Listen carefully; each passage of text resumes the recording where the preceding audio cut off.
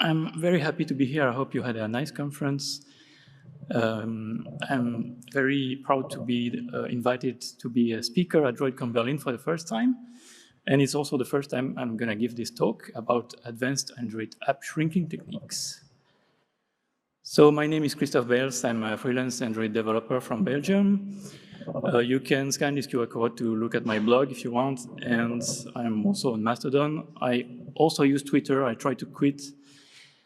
And I'm also available for hire for part-time jobs for the moment. During this talk, I'm gonna test all the optimizations in these two applications. First, the FOSDEM companion app. This is a companion app for the FOSDEM conference in Brussels. It's what I would call a medium-sized app. Then we have the Tusky app, which is a popular Mastodon client for Android. And both of these apps are open source, so you can check the results yourself if you want to. So the first question you may ask is, why do we want smaller app packages? Because we have fast phones, lots of storage, fast internet connections today. Well, there are still a few reasons why. First, not everybody has access to fast and cheap internet connections. And faster is still faster, right? Also, when you install the app, it also means smaller install size, and you need to keep in mind that the install size is always bigger than the download size. Usually when you decompress the bytecode and then you compile it to native code, it's going to be ×5, so it's going to make the app much bigger on the device. It's also going to make your app faster to initialize because there are less resources to load, less code to load. And finally, you can get, for free, faster performance thanks to the code optimizations by R8 the shrinker. So let's take a quick look inside an APK file. So it's the Android package file. It's like a zip file. Inside you find the bytecode in the form of one or more DEX classes. Then you get some resources. The resources.arsc file contains compiled resource tables like strings, colors, diamonds, styles, etc. You've got the rest folder with your drawables, your menus, and your images, your layout, sorry. And then you have the assets folder with other kinds of resources. And finally, you have other files like the Android manifest, which is like the content table of your app, the meta info folder with some metadata information, and the lib folder with the native binaries. And we're gonna see how to optimize all of these. One tool that's very useful to help you shrink your app is the APK analyzer in Android Studio. I use it all the time. It allows you to browse all these files and to see which percentage of the download size they represent. And you can even look inside the DEX file and see how many kilobytes which package uses, for example. Now the basics are these. You already know this probably. You just add some configuration for your release builds. To remove the unused code, you need to set the minify enable flag and then provide a few ProGuard files for configuration, including a default ProGuard file that's shipped with the Android Gradle plugin. And to remove the unused resources, you set the shrink resources flag to true. But this is only the beginning, because as you will see during this presentation, there are many more things that you can do to help further reduce the size of your apps. You're going to see how to optimize images, how to optimize resources, how to optimize dependencies, then a big chapter about optimizing ProGuard rules. We're going to look at the complex relationship between XML resources and shrinking, and we're going to end by talking about Jetpack Compose. So, because we have a lot of content, let's start right away with optimizing images. As you know, there are two kinds of images. You have in the raster image file formats, you have the lossy image file formats like JPEG and the lossless image file formats like PNG. And if you are still using JPEGs, if you are still shipping JPEGs inside your apps, you should really consider switching to WebP because you can gain like 20 to 30% smaller file size for the same quality. And in the future, when our min SDK will be Android 14, we'll be able to use AVIF, which is even more efficient. Of course, you can already convert your JPEGs to WebP right from Android Studio by right-clicking on the file. But I don't recommend doing that for JPEG images because when you convert from one lossy image file format to another one, you can lose a little bit of quality in the process. So it's always better if you convert from the original file in the highest quality possible. One use case that you may not have think of is like you can also convert transparent PNGs to lossy WebP. Because compared to JPEG, lossy WebP also supports transparency, and it can optimize the output for different sources like drawings, like this image, for example. So if you look even very, very close here, you cannot see the difference between the two. You cannot see any dithering or any artifact. And the image on the right is using very high quality and keeping transparency, but it's 4 times smaller than the one on the left, the PNG, even though I used the best PNG cruncher available for this image.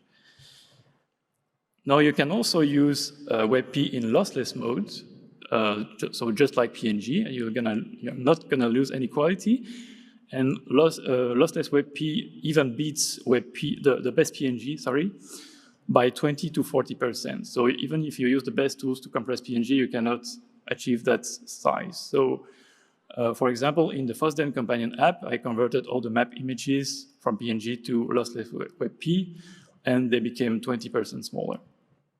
Of course, for small icons, you should always prefer vector drawables because they are density independent. One of them is gonna scale perfectly in all dimensions, in all densities, compared to you having to provide a set of different PNG images that will still look a bit blurry. And by the way, you can also optimize your vector drawable using Avocado, which is gonna merge and simplify your paths inside the vector drawables. Now let's take a look at optimizing other kinds of resources, or rather removing them. The first quick win you can get is removing unsupported locales. So for the record, if you include AppCompat material components or Google Play services in your app, they already come with many string resources in more than 75 languages.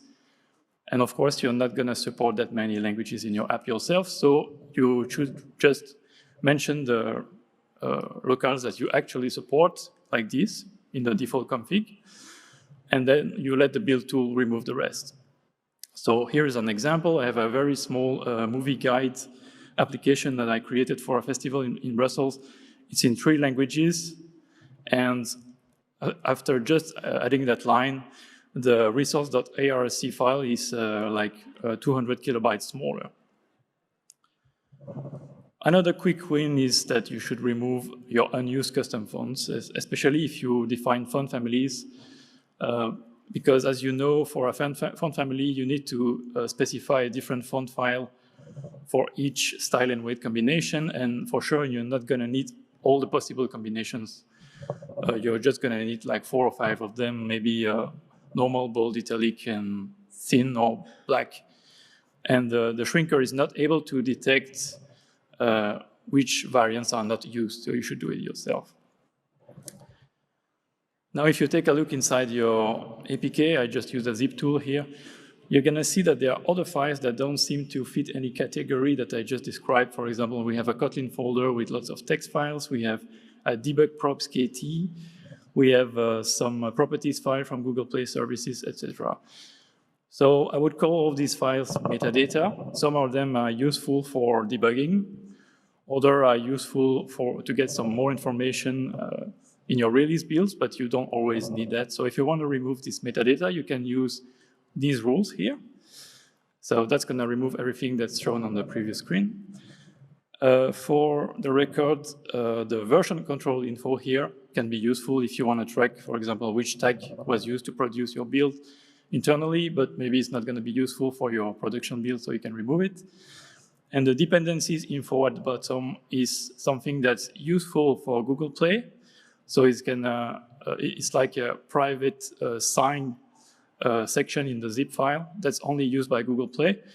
So I recommend you keep it if you publish on Google Play, but if you're not publishing on Google Play, it's going to be useless, so you can remove it. Now, a quick word about native binaries. If you distribute your app as an APK file and you include large native binaries. In the lib folder, you should really consider splitting your APK per CPU architecture. Otherwise, you're going to ship native code for other CPUs that are useless on the device. And of course, if you're using app bundle, you don't need to do that because Google does it for you. But not everybody uses app bundles. They don't want to give their keys to Google, or you want to publish to other stores as well. So you can do this, just split per ABI, and then you specify the architectures that you want to support. Now, before we dive into the complex world of program rules and shrinker, we need to talk about optimizing dependencies. This is the smallest chapter of this presentation, but I think it's the most important one, because before optimizing the dependency is going to give you the biggest gains.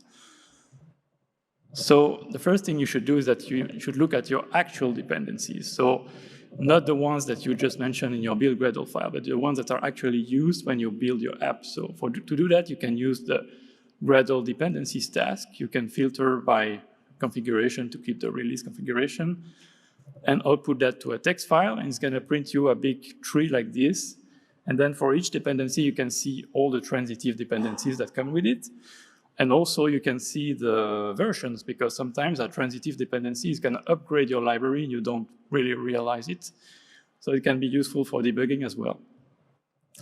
And now that you know exactly what's inside your APK, then you can choose your dependencies more wisely. So in general, you should prefer libraries that are using the same dependencies as your app, like the same JSON parser, the same image loader, or the same network stack, just to avoid duplicating the same functionality between multiple libraries and thus making your app smaller. Of course, it's not always possible, but if it's possible, it's best to do like that. And then you should avoid libraries with too many dependencies in general that you are not already using in your app. Of course, you should also avoid heavy libraries. When I say heavy, I mean a lot of bytecode or a lot of resources, or libraries that ship with a native binary. Sometimes you have the choice for the same functionality between a library with a native binary and one that just uses DEX, like bytecode. Then you should usually prefer the bytecode. You should also avoid libraries depending on Kotlin Reflect, because if you do reflection in Kotlin, you need that library, and it's very big. It's bigger than the standard library. So it's going to add 1 megabyte, at least 1 megabyte to your DEX file after shrinking. One example of library that uses that is Moshi Kotlin, that's going to perform reflection at runtime to parse your JSON files. So instead, you should use Moshi Kotlin CodeGen on Android, and this one doesn't depend on Kotlin Reflect. It's going to generate your JSON parser at compile time, just like Kotlin serialization, which is also a good option. And then finally, for legacy projects, if you're still using RxJava, you should consider migrating to coroutines. And if you still have to maintain some Java code, you can expose your coroutines to Java using live data, for example. It works fine. Now that we talked about that, let's look at the program rules. So like I said in the beginning of the talk, you can specify a default program rules, and you should, before you add your own rules. And the default one that's shipped with the Android Gradle plugin is program Android, but actually I was misleading you, because this file is actually not recommended because it includes a rule that is called don't optimize, and this is going to disable an entire range of super powerful optimizations that can shrink your app a lot. So you should instead use the program Android optimize all the time, at least. And then even if we look inside that file, we can see that there are actually many rules that are there for like legacy use cases, and then that can prevent shrinking a little bit too. So for example, this rule is to keep the metadata of the classes, and in 99.99% of the cases, you're not going to need to keep all of these. You can just keep the annotation default and the runtime visible annotations. The rest is for very specific use cases involving reflection, and it should not be in the default, in my opinion. Then you have this rule here, which is going to keep all the getters and setters of all the custom views in your code and in your libraries. So potentially keeping a lot of code that you don't use.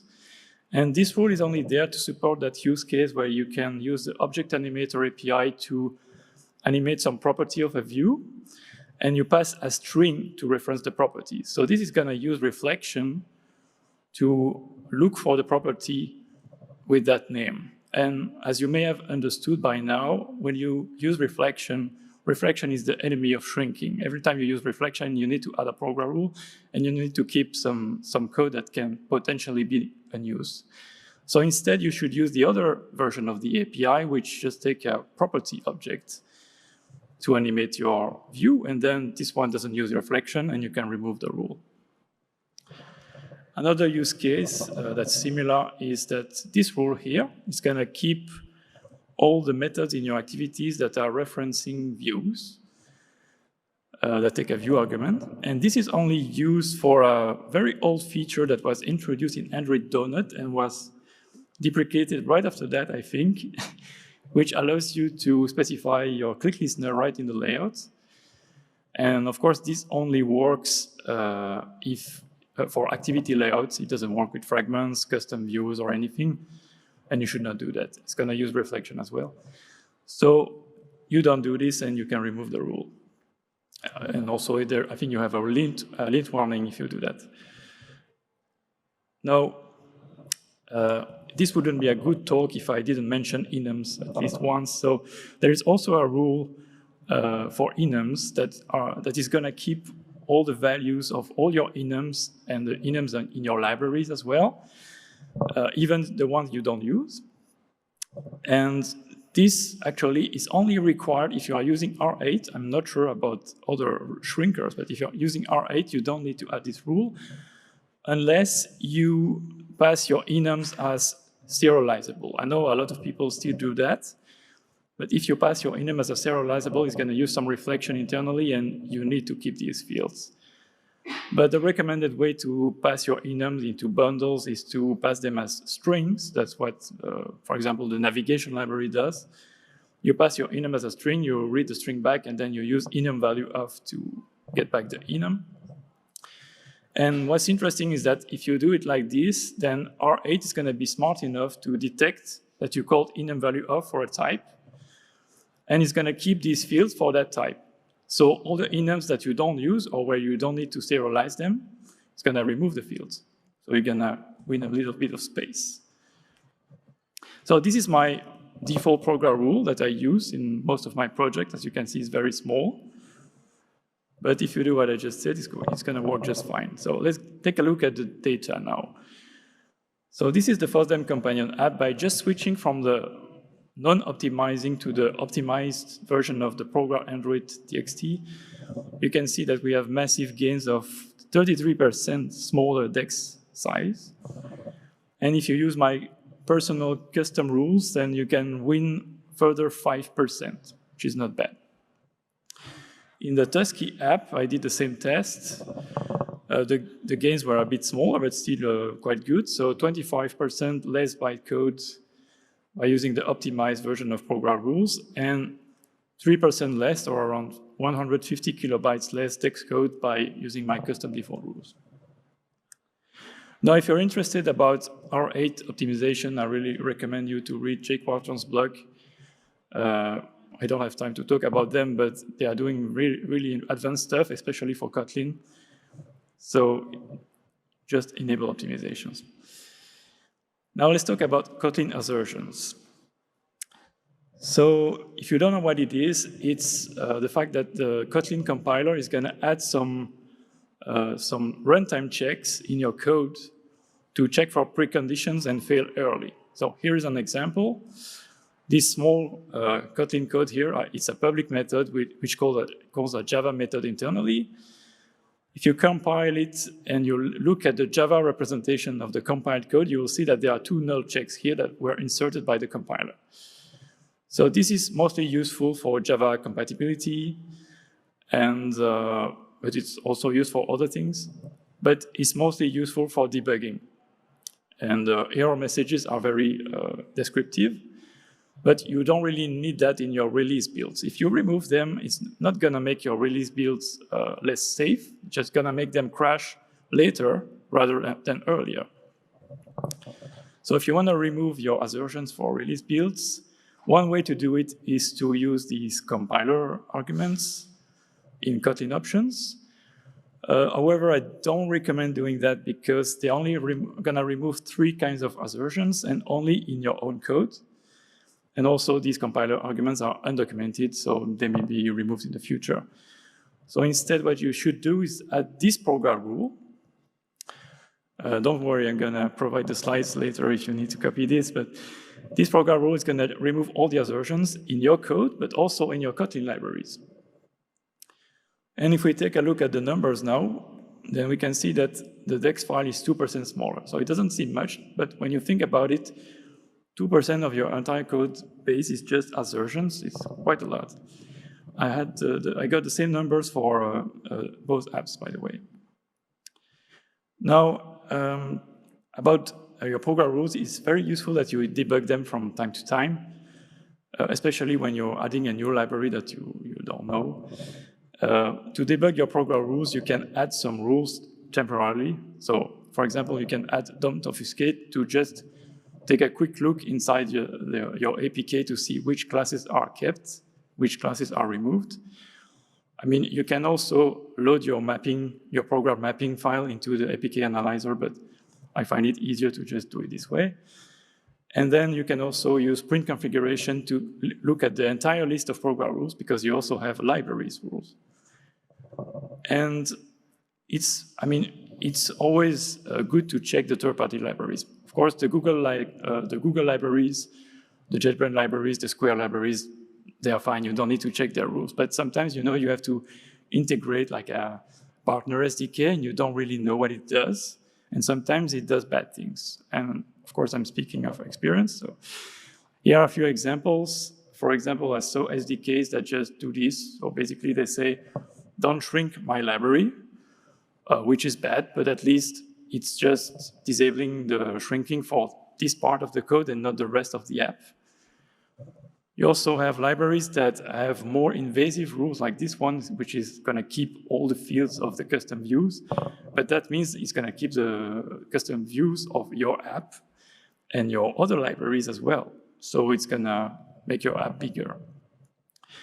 And then some libraries disable obfuscation, which is bad if you prefer to obfuscate your code for security reasons. And the worst I've seen is that some libraries, they just even copy the default program rules and they use the not optimizing versions. And so as soon as one library is adding don't optimize, your entire app is not going to be optimized because the rules are global. So it's always good to take a look at these because your app may not be optimized while you think it is.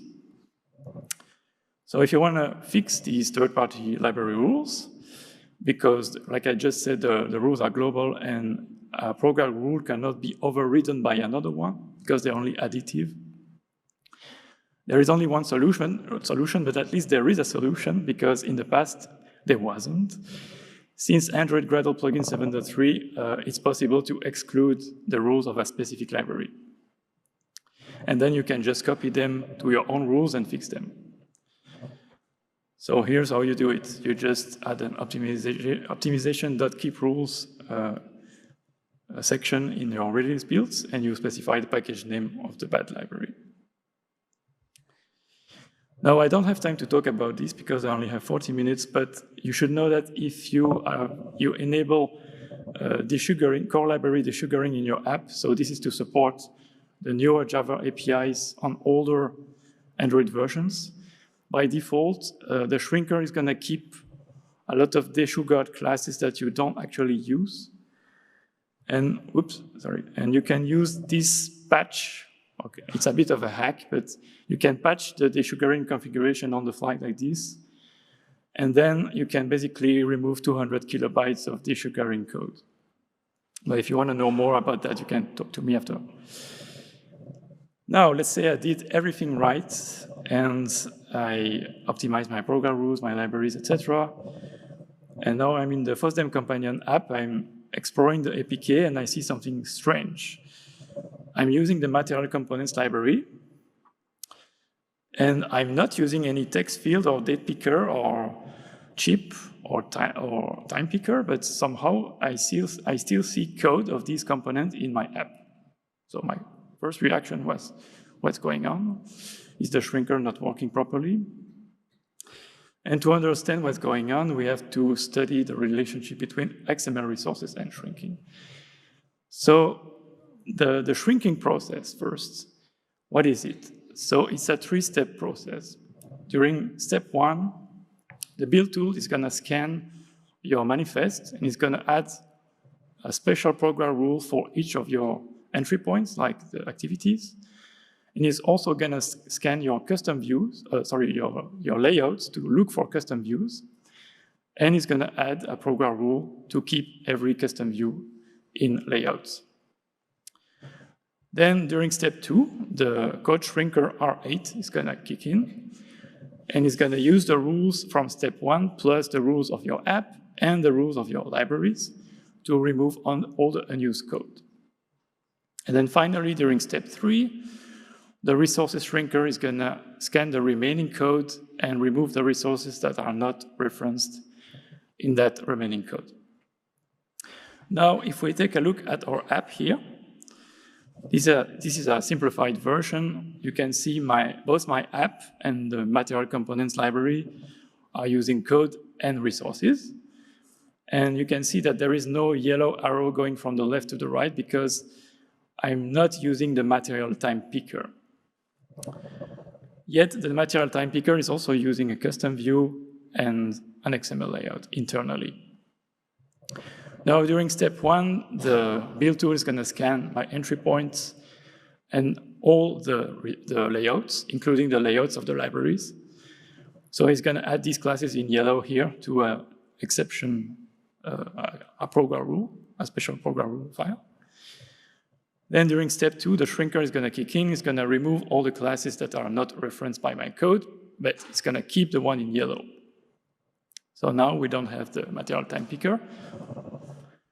And then during step three, the resources shrinker is gonna look for all the resources that are not referenced by the code anymore, meaning that there is no yellow arrow pointing to them.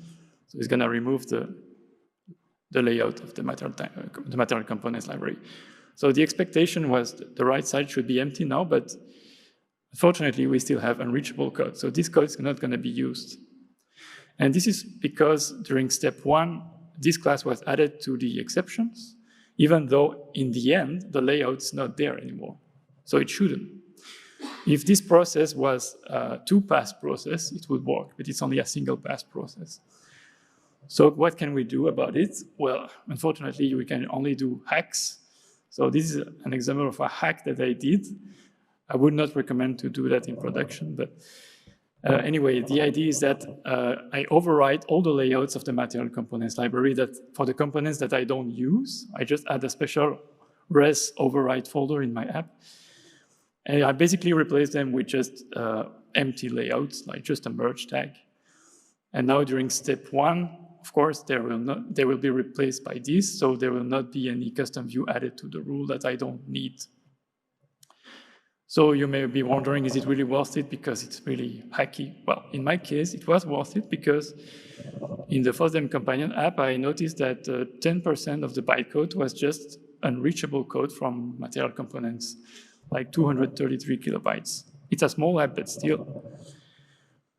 But like I said, it's still a bit hacky, so I would not recommend to do this because, of course, if you start using the component, you need to remember to remove these overrides or it's going to be broken, right? Now, after I did this, I started thinking that and realizing that there are many more cases where using XML resources can lead to unreachable code. It's not just the layouts. And I'm going to give you a few examples. So first of all, the AppCompat and material components libraries, they use a custom layout inflator to replace system widgets with custom widgets for button, text view, checkbox, etc. So when you have a button in a layout, when you inflate it at runtime, it's going to create a material button, for example. And all these custom widgets, they are always included in the app if you use the library. So let's say I use app-compat, but I don't have any checkbox in my app. I'm still gonna have the app-compat checkbox code inside my app, including the checkbox images that go with it. So that's one way of having unreachable code. The coordinator layout library, for example, this one relies on specifying coordinator layout behavior in XML as a string. So because of the way it works, it's going to use reflection. So it's going to look for the class using the string name when you inflate the layouts. So because of that, you need a program rule to keep all the coordinator layout behavior in your app, including the ones you're not actually using. And it turns out that the material components library uses a lot of them. So for example, you have the top bar, the bottom up bar, the floating action button, all these things that you can put in a coordinator layout. If you don't use them, you're still gonna have some code from them. And then the recycler view does something similar actually, because even though I don't think a lot of people use that, but you can specify your layout manager in XML. And because you do that in XML, you need to keep all the layout managers in your app. And the one that's the biggest is the staggered grid layout manager, I think, which is the one that's the least used. Similarly, the preference library is relying on reflection heavily to keep all the preference types, to inflate your preference screen. So it's gonna keep all the preference types, even if you have like 3 or 4 kinds of preferences in your preference screen, you're still gonna ship all the code of the preferences. And the transition library, if you're using a transition inflator, for example, to inflate a transition from XML, then you're automatically gonna ship all the code of all the transitions, even if you're only using 2 or 3 of them. And there are many more examples, of course. So at that point, I started to realize, okay, so no matter what I do, if I use XML-based libraries to inflate stuff, I'm gonna get unreachable code. There is no easy workaround for that. So the only way forward is to, if we wanna really remove all the unreachable code, is to move away from the code plus XML duo. I'm wondering if there is a way to, a new SDK to do that. Well, yeah, of course there is. Today we have Jetpack Compose, and it doesn't rely on XML. So the goal is just to migrate everything away from these libraries I just cited to the Compose equivalent. So, so why? Because Compose shrinks best. XML resources are now replaced by Kotlin DSLs, and when you have a Kotlin DSL, it's just code, so you don't need reflection, and you don't need program rules for that. But on the other hand, yeah, if you use Compose, you need to include the Compose runtime. So more or less, after shrinking, it's 900 kilobytes of text code. It's quite big, but I think it's still worth the cost because you're gonna win on the long term, especially for big applications. And it's important to note that Compose UI doesn't depend on app-compat or material components, because I still see a lot of projects that are fully composed that somehow they include app-compat. It doesn't need app-compat, actually. So you can remove, if you're fully migrated to Compose and you don't use any of the libraries I cited before, and you use no view, you can remove app-compat. But you should also check your library dependencies just in case, because some of them still depend on app-compat by mistake. For example, you can do exactly like I said before. You type you launch the dependencies Gradle task, you take a look, you look for app-compat, and then, yeah, we found a guilty library here, like coin compose apparently still depends on app-compat, well, even if it shouldn't, because apparently it's optional, so you don't need that. So why am I insisting on this? Because if it turns out if you just include app-compat, but you don't use it, it's gonna add half a megabyte of useless code to your app. And if you include material components, it's gonna double that. So it's a quick win if you can remove it. So again, if you wanna fix it, it's quite easy. You can just exclude the dependency like this in your dependencies section. If you have multiple dependencies that depend on it, you just want to exclude it globally for a module, you can use this instead. But of course, the better fix is not to do this and blame the library, it's just to send a pull request. So you just do like Martin here in the pre-compose project.